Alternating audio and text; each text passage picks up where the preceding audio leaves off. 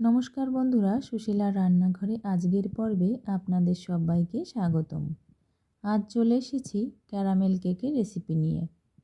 তবে কেকটা আমি তৈরি করছি না, করছে আমার মেয়ে।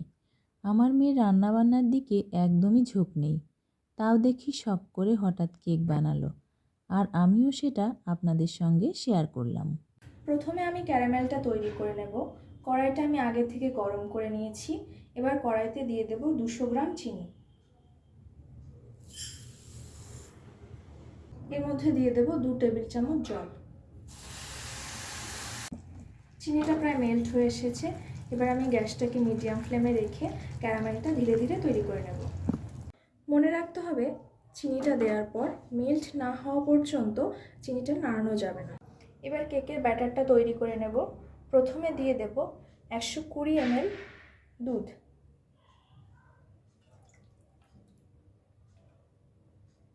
এবার দিয়ে দেব 230 গ্রাম পাউডার সুগার।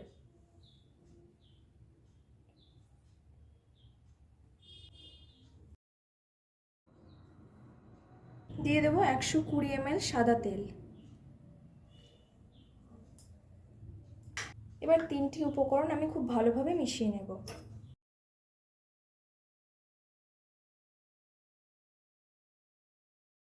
এরপর দিয়ে দেব 2 টেবিল স্পুন ভ্যানিলা এসেন্স।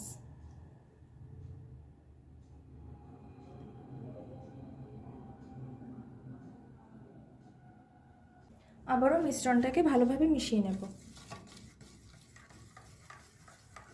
এরপর দিয়ে দেব 480 গ্রাম ময়দা।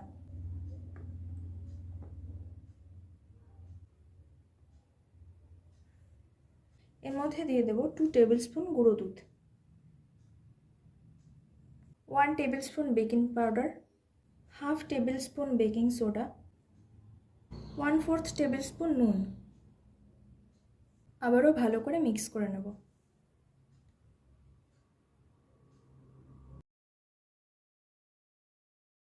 একটা বাটিতে আমি কিশমিশ, টুটি ফুটি আর চারমগজ অরেঞ্জ জুসের মধ্যে আগে থেকে ভিজিয়ে রেখেছিলাম। এবার এই মিশ্রণটা দিয়ে দেব।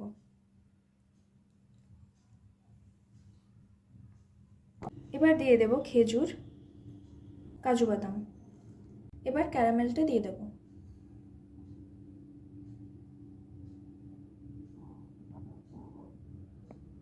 এবার সমস্ত উপকরণ স্প্যাচুলার সাহায্যে মিশিয়ে নেব।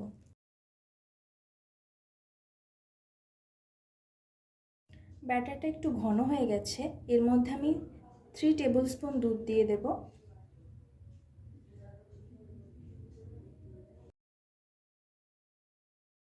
দুধটা দেওয়ার পর ব্যাটারটা আবারও ভালোভাবে মিশিয়ে নেব।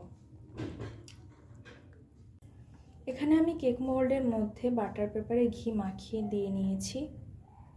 এবার ব্যাটারটা দিয়ে দেব।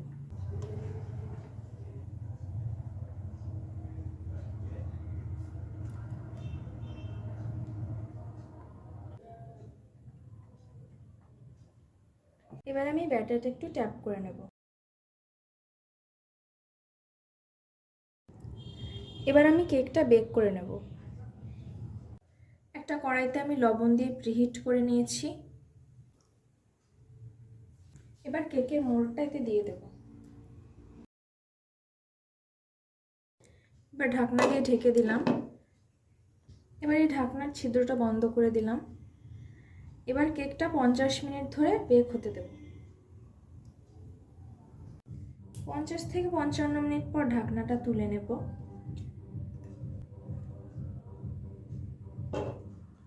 এবার একটা টুথপিকের সাহায্যে চেক করে দেখব।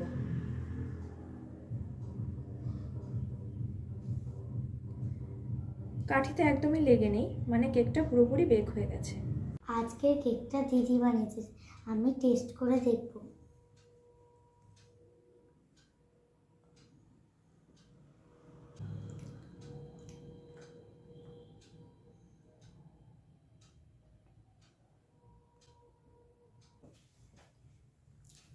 খেতে দারুণ হয়েছে।